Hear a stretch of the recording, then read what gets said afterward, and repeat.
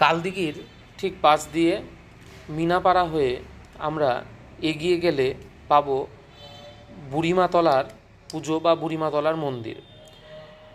সরু মেঠো পথ ধরে এগিয়ে যেতে হবে আমাদেরকে বেশ কিছুটা।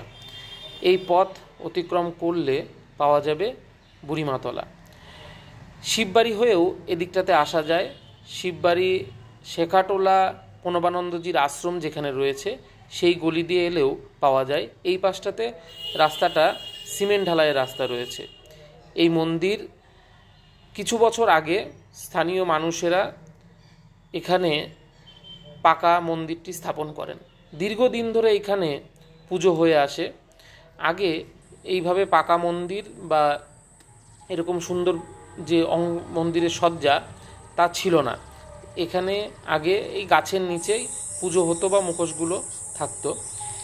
এই জায়গাটাকে বুড়িমাতলা বলা হচ্ছে কারণ এখানে পূজিত হন বুড়িমা অর্থাৎ পার্বতী। শিবের লিঙ্গর সামনে দিয়ে আমাদেরকে এগিয়ে যেতে হয় মন্দিরের দিকে। এই মন্দিরে জ্যৈষ্ঠ মাসের প্রথম শুক্রবার পুজো হয়। এখানে বিশেষত্ব হলো কালী মূর্তি নয় বা কালীর মুখোশ নয়, এখানে প্রথম পূজিত হন বুড়াবুড়ি। অর্থাৎ আমরা এই কাহিনী অনুসারে জানি যে বুড়াবুড়ি হলেন শিব এবং পার্বতী, তাদেরই পুজো হয়। সেই সাথে এই মন্দিরের স্থানের আরও একটি বিশেষত্ব হলো এইখানে পুজোর দিন পীরেরও পুজো হয়, যা স্থানীয় যে পুরোহিত বা দেবাংশী যিনি সুনীল রায় তিনিই করেন। তিনি যেমন বুড়াবুড়ির পুজো করেন ঠিক সেরকমভাবেই পীরেরও পুজো তার হাত দিয়েই হয়। অনেকেই এই জায়গাটিকে চেনেন, এটি বুড়িমাতলা নামে পরিচিত। না আপনারা করছেন।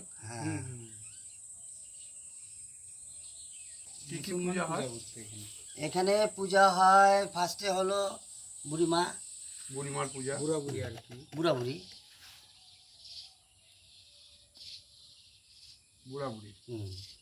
তারপরে হলো মহাদেব, তারপরে হলো মা মাসান কালী, হ্যাঁ মাসান,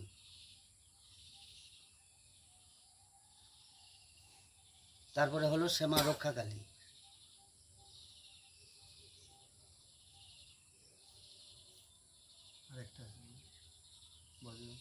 তারপরে হলো ডাকনি কালী,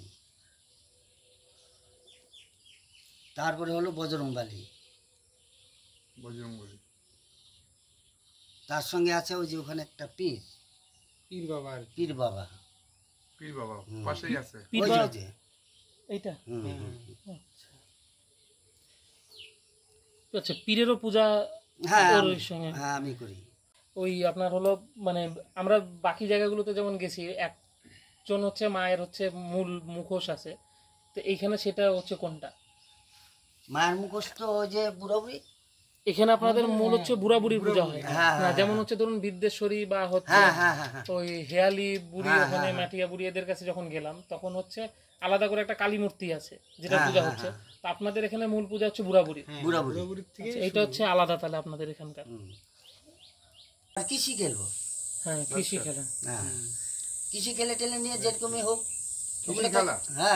কৃষি খেলাটা একটু বলেন। আচ্ছা, কৃষি খেলা কারো হয়তো কাঁঠাল আছে ওটা চোরের মতো পারে নিয়ে আসা, কারো হয়তো মনে করে যে কলার গাছ চুপ করে।